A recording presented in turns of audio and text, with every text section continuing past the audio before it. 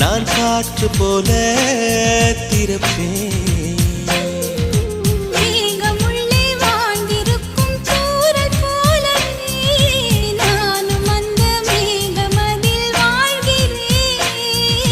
காற்றழுத்தம் போல வந்து நானும் உன்னை தான் முத்தமிட்டு முத்தமிட்டு போகிறேன்.